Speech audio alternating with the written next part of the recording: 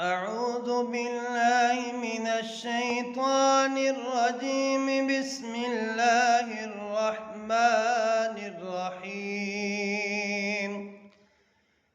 قالوا سبحانك لا علم لنا إلا ما علمتنا إنك أنت العليم الحكيم. قال يا آدم أنبئهم بأسمائهم